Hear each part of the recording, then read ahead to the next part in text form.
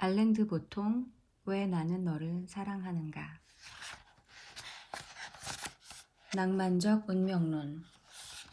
삶에서 낭만적인 영역만큼 운명적 만남을 강하게 갈망하는 영역도 없을 것이다. 우리의 영혼을 헤아리지 못하는 사람과 어쩔 수 없이 잠자리를 함께하는 일을 되풀이하는 상황에서 언젠가는 꿈에 그리던 남자나 여자와 만나게 될 운명이라고 믿는다면 용서받지 못할까? 끊임없이 솟아오르는 고통스러운 갈망을 해소해줄 존재에 대한 미신적인 믿음은 용납될 수 없는 것일까? 우리의 기도는 절대로 응답받을 수 없고 서로를 이해하지 못하는 비참한 순환에는 끝이 없을지도 모른다. 그러나 만에 하나 하늘이 우리를 가엾게 여겨 우리가 그리던 왕자나 공주를 만나게 해준다면 그 만남을 단순한 우연의 일치로 치부해 버릴 수 있을까? 한 번만이라도 논리에서 벗어나서 그 만남이 우리의 낭만적 운명의 징표라고 해석할 수는 없을까? 12월 초의 늦은 아침, 나는 사랑이나 이야기에 대한 생각은 전혀 없이 파리에서 런던으로 가는 브리티시 항공의 이코노미 클래스에 앉아 있었다. 비행기는 막 노르망디 해안을 건넜다. 겨울 구름의 장막이 잠시 걷히면서 반짝거리는 푸른 바다가 한눈에 들어왔다. 지루하고 정신도 집중되지 않아서 항공사 잡지를 뽑아들고 리조트 호텔과 항공 편의시설에 대한 정보를 수동적으로 빨아들이고 있었다. 그러나 어쩐지 편안한 느낌을 주는 비행기 여행이었다. 뒤쪽 어딘가에서 엔진이 떨리는 느낌, 차분한 잿빛 실내, 항공사 직원들의 사탕 같은 미소, 음료와 과자를 실은 수레가 통로를 따라 내려오고 있었다. 배가 고프지도 목이 마르지도 않았지만 기내 식사에 품기 마련인 막연한 기대감에 가슴이 부풀었다. 내 왼쪽의 승객은 헤드폰을 벗고 앞쪽 주머니에 든 안전지침 카드를 꼼꼼히 살피고 있었다. 어쩌면 그 모습이 약간 병적으로 보였는지도 모르겠다. 카드에는 비행기 사고가 이상적으로 묘사되어 있었다. 육지나 바다에 편안하고 차분하게 내리는 승객들, 하이힐을 벗어든 여자들, 능숙하게 구명조끼에 바람을 넣는 아이들, 멀쩡한 동체, 기적적으로 불이 붙지 않는 연료. 이놈의 것이 망가지면 우리 모두 죽을 텐데 도대체 이게 다 무슨 웃기는 소린지. 옆자리 승객이 혼잣말로 중얼거렸다. 사람들을 안심시키려고 써놓은 거겠죠. 내가 대꾸했다. 그녀의 말을 들은 사람은 나밖에 없었으니까. 하긴 죽는 방법치고는 나쁘다고 할 수 없죠. 아주 빠르게 갈 테니까. 특히 앞쪽에 앉아있다가 땅에 부딪히면 말이에요. 친척 아저씨 한 분이 비행기 사고로 돌아가셨죠. 아는 사람 가운데 혹시 비행기 사고로 돌아가신 분이 있나요? 그런 사람은 없었지만 대답할 틈이 없었다. 스튜어디스가 다가와서 점심을 주겠다고 했기 때문이다.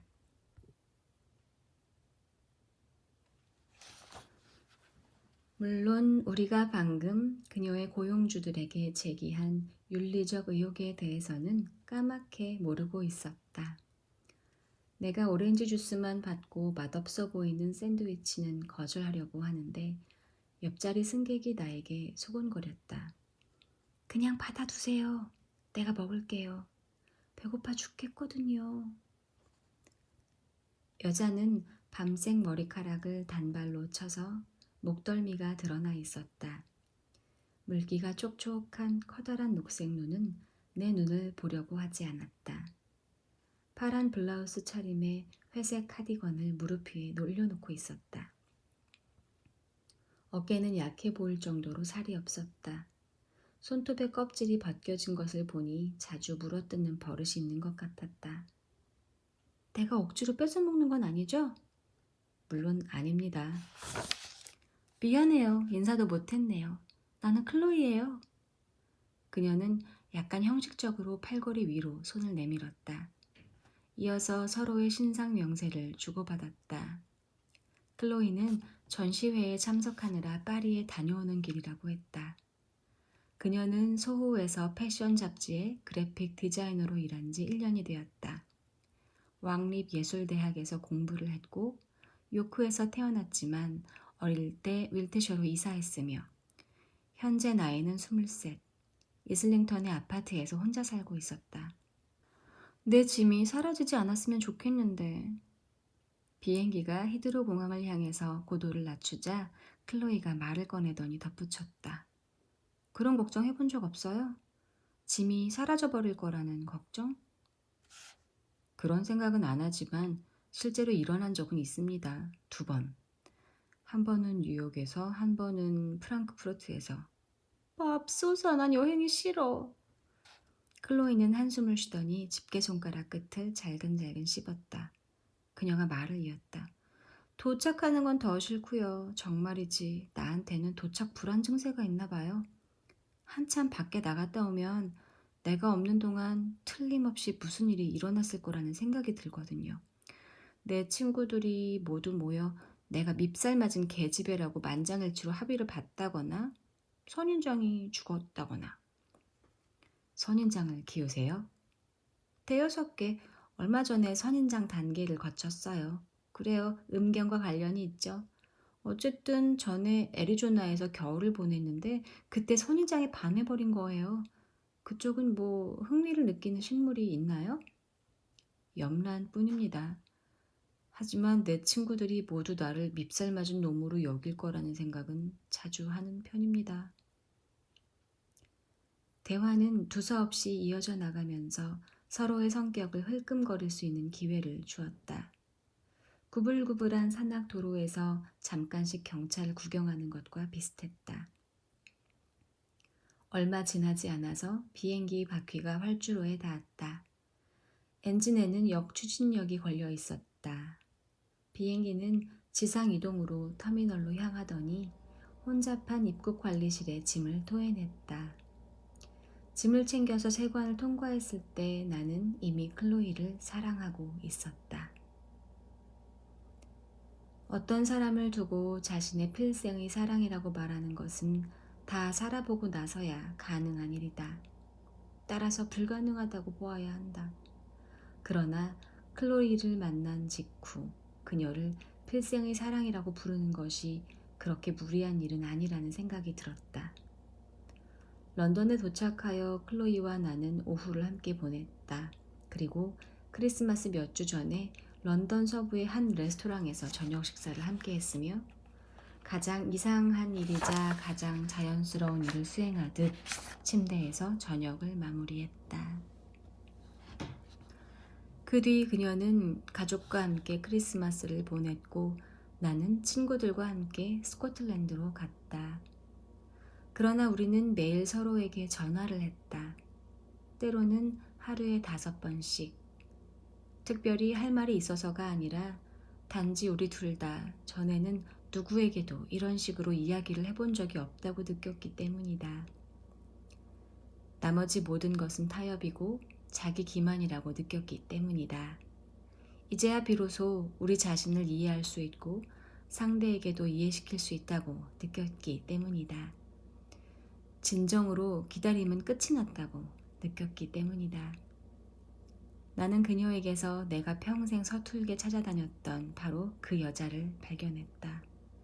그녀의 웃음과 눈매, 유머 감각과 책을 고르는 취향, 불안과 지성이 내 이상에 기적적으로 들어맞았다. 클로이를 만난 것을 단순한 우연이라고 생각할 수 없었던 것은 우리가 서로에게 딱 맞는다고 느꼈기 때문이다. 나의 회의적 태도로 운명의 문제를 생각할 능력을 잃어버렸다. 우리 둘 다 그때까지 미신적인 사람들은 아니었지만 클로이와 나는 우리가 직관적으로 느꼈던 것, 즉 우리가 서로에게 운명 지어졌다는 것을 확인해주는 무수한 사실들, 비록 사소한 것일지라도 손에 쥐게 되었다.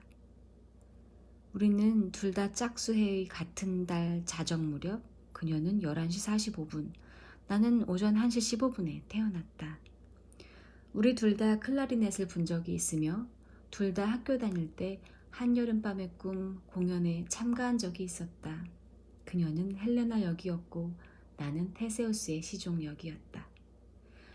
우리 둘 다 왼쪽 발가락에 커다란 점이 둘 있었고 똑같은 뒤쪽 어금니에 충치가 있었다. 우리 둘 다 햇빛이 밝은 곳으로 나가면 재채기를 했으며 케찹병에서 칼로 케찹을 긁어냈다. 심지어 우리의 책꽂이에는 똑같은 안나 카레리나가 있었다. 사소한 일들일지 모르지만 이 정도면 신자들이 새로운 종교를 세우기에 충분한 근거가 아닐까? 우리는 사건들에 원래 존재하지 않았던 서사적 논리를 부여했다. 클로이와 나는 우리가 비행기에서 만난 것을 아프로디테의 계획으로 신화화했다.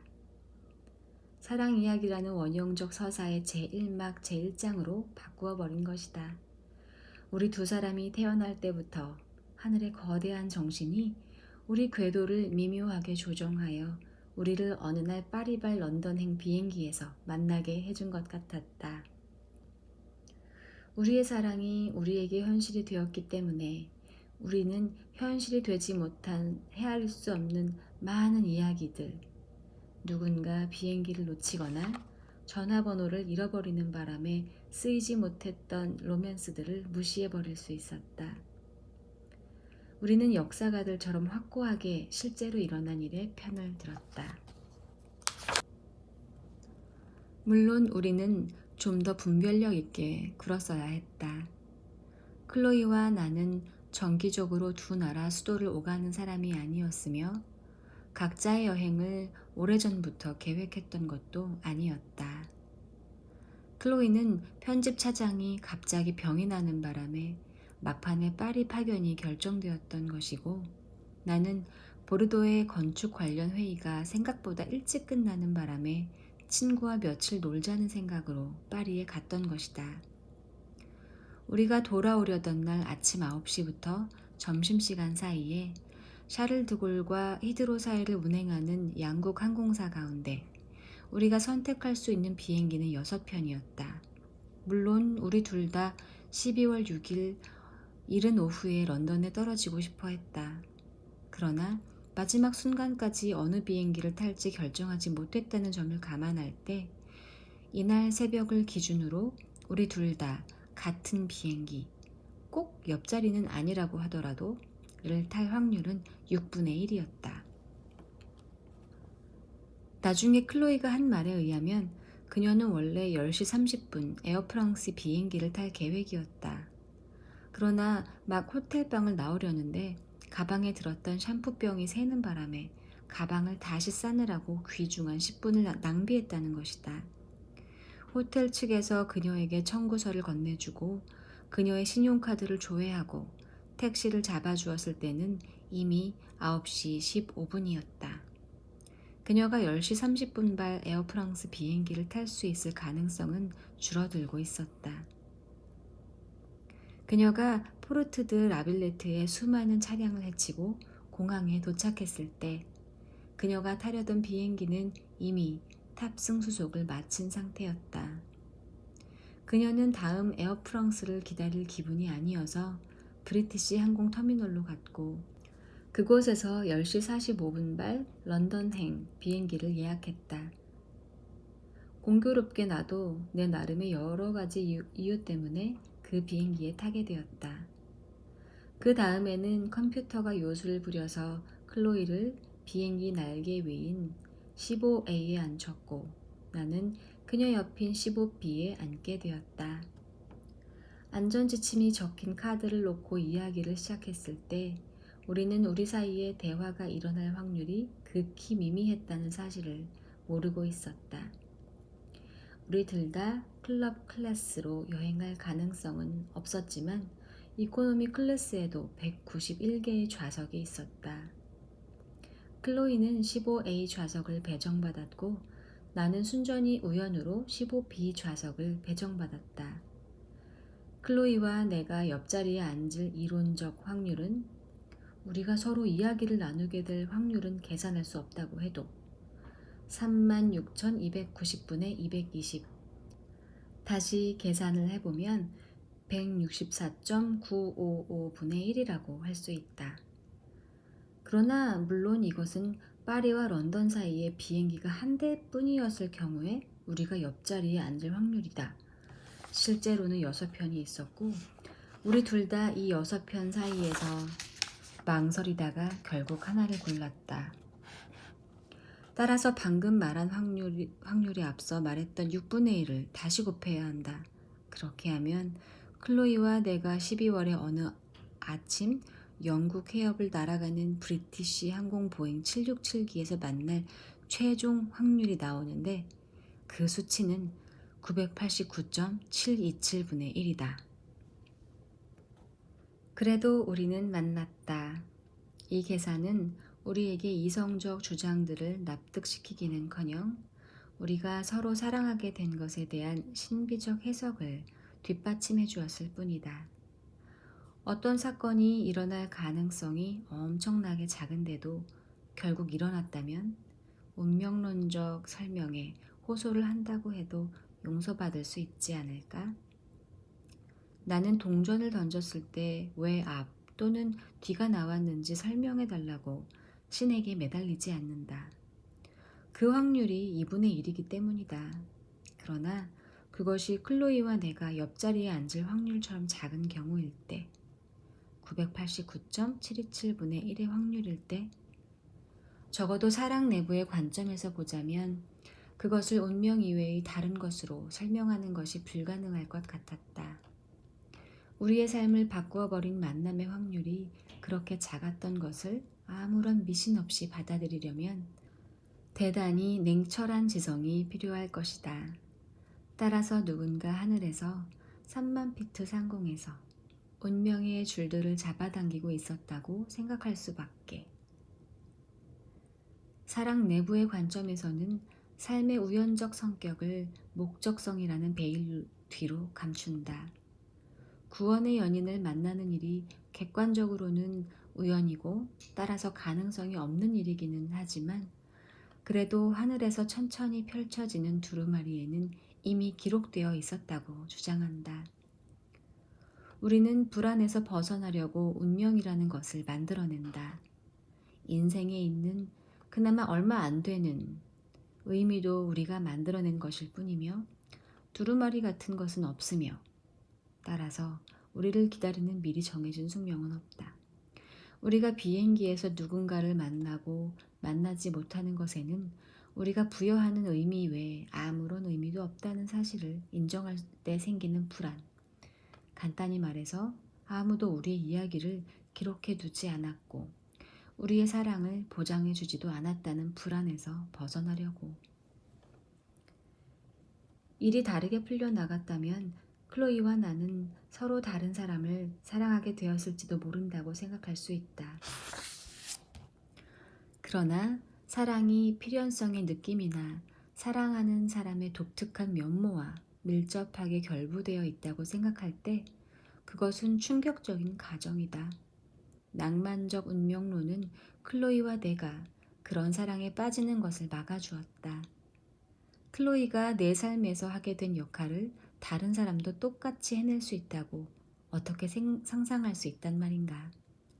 사랑하는 것은 그녀의 눈이고 그녀가 파스타에서 물기를 빼고 머리를 빗고 전화 대화를 끝내는 모습인데, 나의 실수는 사랑하게 될 운명을 어떤 주어진 사람을 사랑할 운명과 혼동한 것이다. 사랑이 아니라 클로이가 필연이라고 생각하는 오류였다. 그러나 내가 이렇게 우리의 사랑 이야기의 발단을 운명론적으로 해석했다는 것은 적어도 한 가지 사실은 증명해준다. 내가 클로이를 사랑했다는 것. 우리가 만나고 못 만나는 것은 결국 우연일 뿐이라고, 989.727분의 1의 확률일 뿐이라고 느끼게 되는 순간은 동시에 그녀와 함께하는 삶의 절대적 필연성을 느끼지 않게 되는 순간, 즉 그녀에 대한 사랑이 끝나는 순간이기도 할 것이다.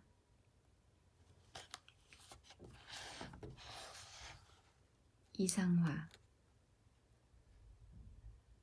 사람들을 꿰뚫어 보는 것은 아주 쉽다. 하지만 그래봐야 무슨 소용이 있겠는가. 엘리아스 카네티의 말이다.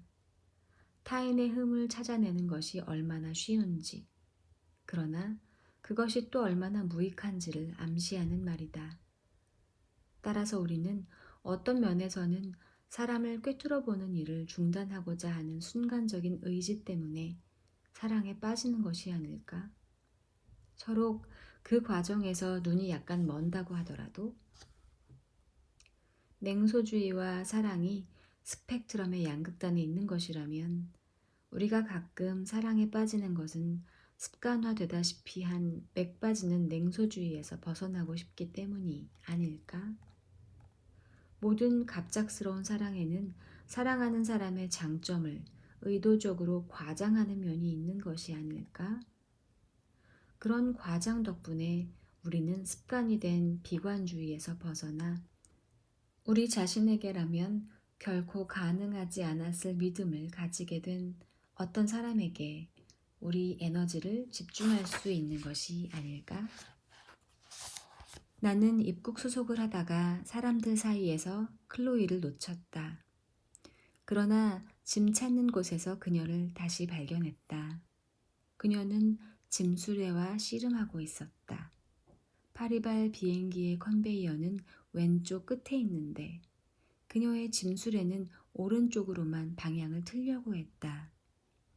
내 짐수레에는 독자적인 의지가 없었기 때문에 나는 그녀에게 다가가 내 짐수레를 권했다. 그러나 그녀는 거절했다. 짐수레가 아무리 고집스러워도 의리는 지켜야 한다면서, 비행기를 탄 후에는 힘을 좀 쓰는 것도 나쁘지 않다면서. 우리는 빙 돌아서 카라치발 비행기의 짐 찾는 곳을 거쳐서 파리발 비행기의 컨베이어가 있는 곳까지 갔다.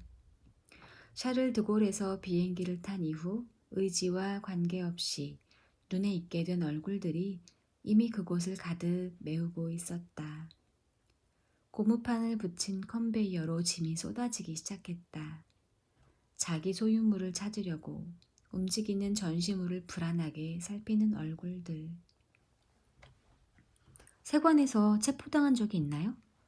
클로이가 물었다. 아직은요. 그런 적이 있습니까? 아니요. 한번 자백을 하기는 했어요. 웬 나치 녀석이 나한테 신고할 것이 있느냐고 묻기에 있다고 했죠.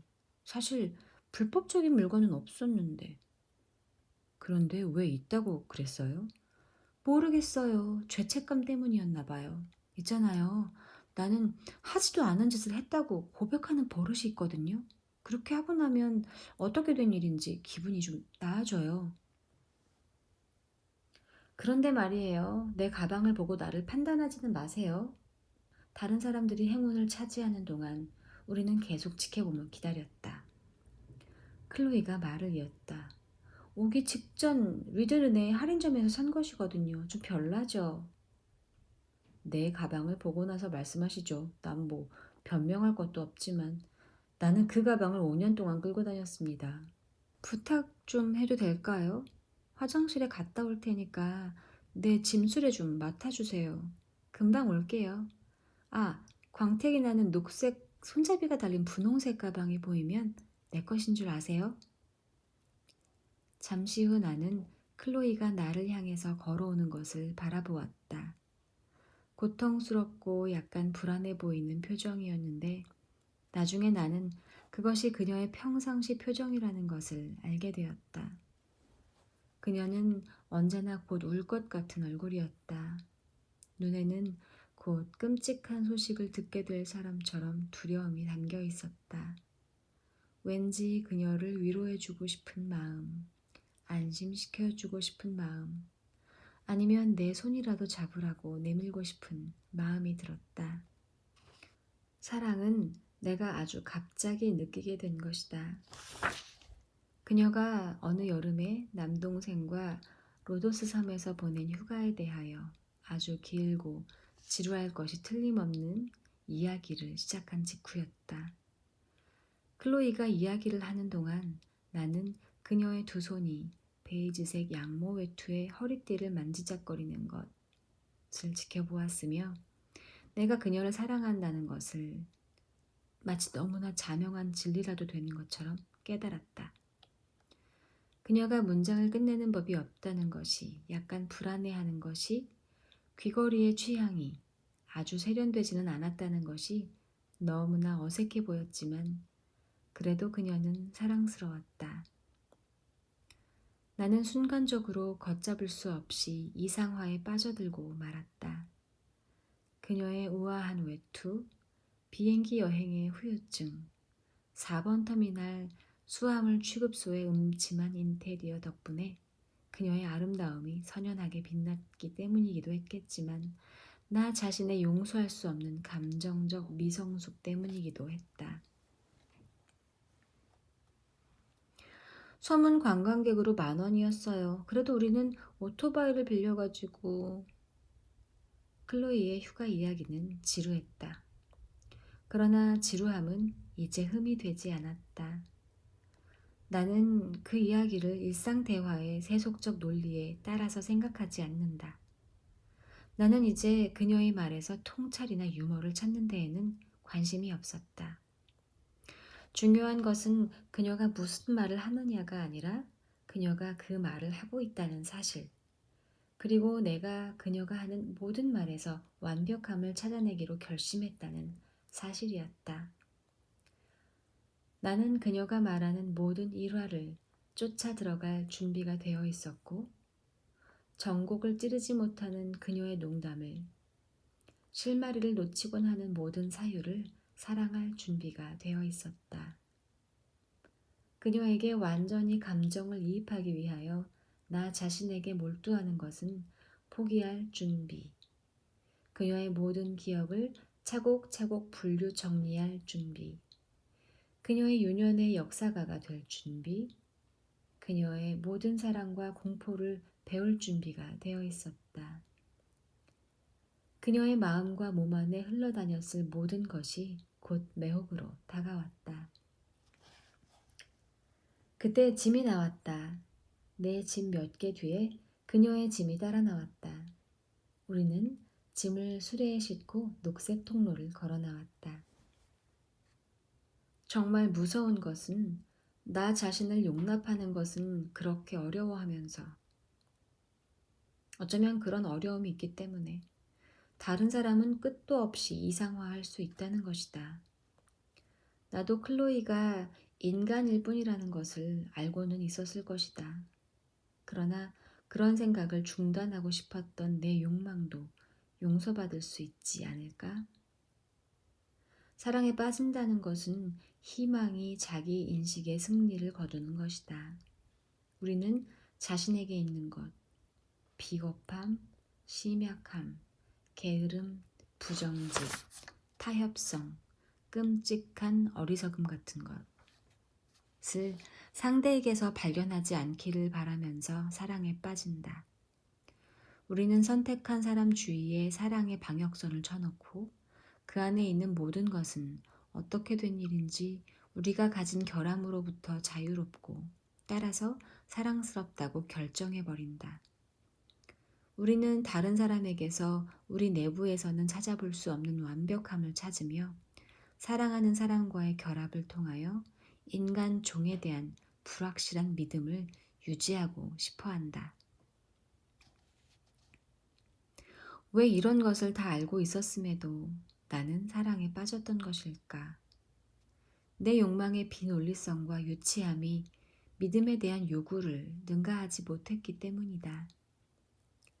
나는 낭만적인 도취가 채울 수 있는 공허를 알고 있었다. 어떤 사람, 그것이 누구라도 좋아할 수 있는 사람으로 확인하는 과정에서 오는 환희를 알고 있었다. 나는 클로이를 만나기 오래전에 다른 사람의 얼굴에서 내 자신에게서는 결코 찾아볼 수 없는 완벽함을 찾을 필요를 느꼈던 것이 틀림없다. 가방 좀 검사해도 되겠습니까? 세관 직원이 묻고는 덧붙인다. 신고할 것이 있습니까? 술이나 담배나 무기나. 나는 오스카 와일드처럼 천재성을 발휘하여 내 사랑밖에 없다고 말하고 싶었다. 그러나 내 사랑은 죄가 아니었다. 적어도 아직은. 기다릴까요? 클로이가 물었다. 일행이십니까? 세관 직원이 물었다. 뻔뻔스럽다고 생각할까봐 아니라고 대답했다. 그러나 클로이에게는 먼저 가지 말고 기다려달라고 했다. 사랑은 독특한 속도로 우리의 요구를 다시 만들어낸다. 내가 세관 통과의식에 짜증을 낸다는 것은 몇 시간 전만 해도 존재하는지도 몰랐던 클로이가 이미 나의 갈망의 대상이라는 지위에 올랐다는 의미였다. 나는 밖에서 그녀가 보이지 않으면 죽을 것 같은 느낌이었다. 아침 11시 30분에 내 인생에 들어왔을 뿐인 누군가 때문에 죽을 것 같은 느낌. 클로이는 밖에서 기다렸으나 우리는 1분도 안 되어 다시 헤어졌다. 그녀는 근처에 차를 세워두었다. 나는 택시를 타고 사무실로 가야 했다. 둘 다 이야기를 계속 이어갈지 말지 망설이고 있었다. 언제 전화 한번 드리겠습니다. 내가 별일 아닌 듯이 말하고는 덧붙였다. 가방이라도 같이 사러 가죠 뭐. 그거 좋은 생각이에요. 내 번호는 알고 계세요? 이미 외우고 있습니다. 가방 이름표에 적혀 있더군요. 탐정으로 나서실 걸 그랬네요. 기억력도 탐정 수준이었으면 해요. 자, 만나서 반가웠어요. 클로이가 손을 내밀었다. 선인장이 괜찮기를 빕니다. 나는 그녀가 엘리베이터로 걸어가는 것을 지켜보다가 등에 대고 소리쳤다. 그녀의 짐술에는 여전히 미친 듯이 오른쪽으로만 방향을 틀려고 했다. 시내로 들어가는 택시 안에서 나는 묘한 상실감, 슬픔을 느꼈다. 이것이 정말 사랑일까? 겨우 아침을 함께 보낸 주제에 사랑 이야기를 한다는 것은 낭만적 미망과 의미론적 우둔이라는 비난을 받을 만한 일이었다. 그러나 우리는 우리가 사랑하게 된 사람이 누구인지 잘 모르는 상태에서 사랑에 빠질 수밖에 없는 것 같다. 최초의 꿈틀거림은 필연적으로 무지에 근거할 수밖에 없다. 사랑이냐, 단순한 망상이냐, 시간이 아니라면 누가 그 답을 말해줄 수 있을까?